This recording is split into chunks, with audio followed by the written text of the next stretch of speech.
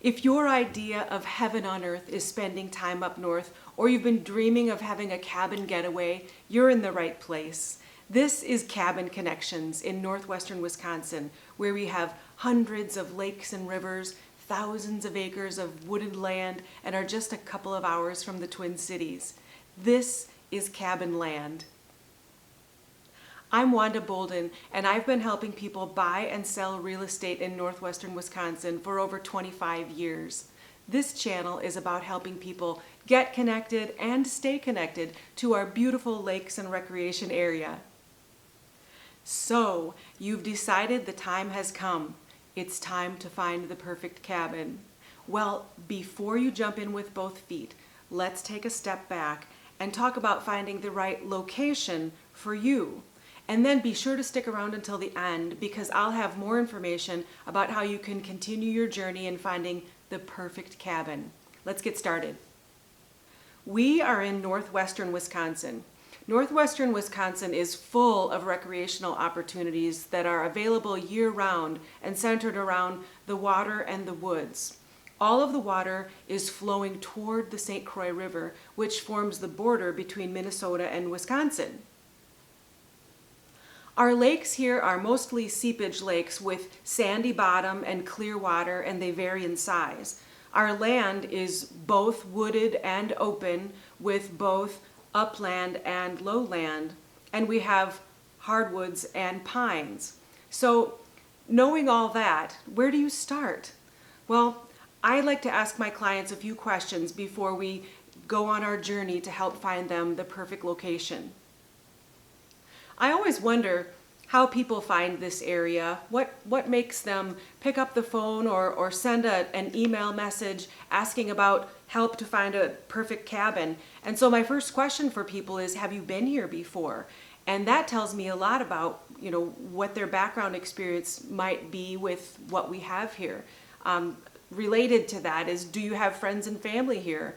Well, draw on your previous experiences with times that you've been here, people who you might have spent time with, places you might have been.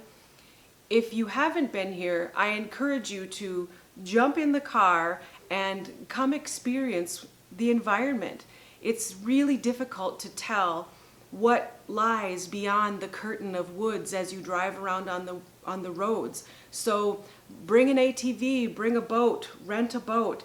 It's really helpful in the overall process to understanding what is available here and what checks all the boxes for you.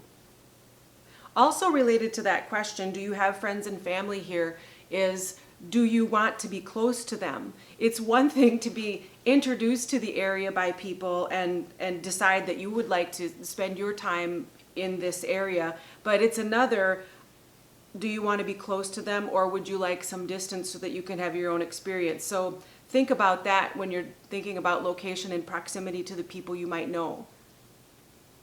The second question I like to ask people is, what do you like to do for activities?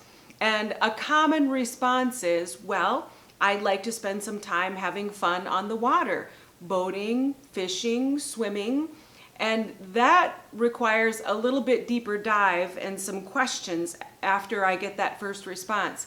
Let's take fishing as an example. Are you an avid fisher person? Do you need to be on the finest fishing lake in the area?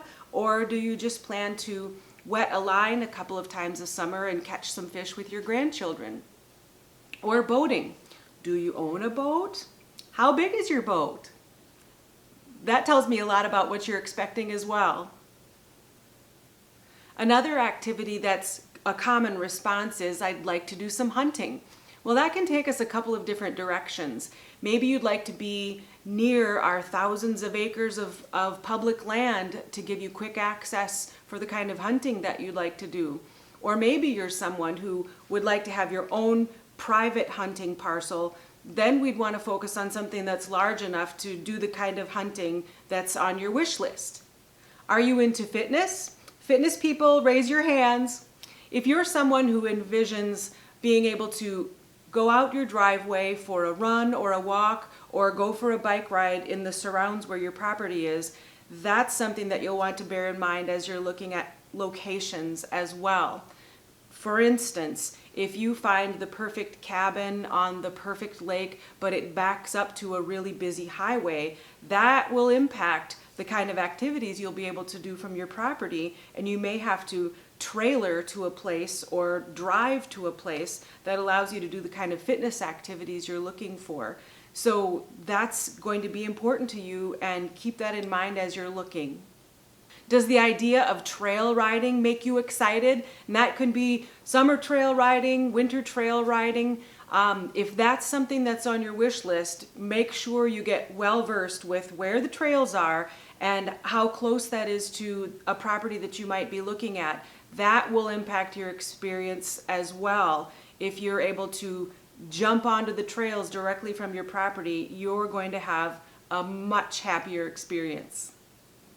And lastly, another activity that kind of involves inactivity is nature watching, bird watching. Are you someone who just wants to take it all in, watch the wildlife? Well, that's a different kind of location and experience as well.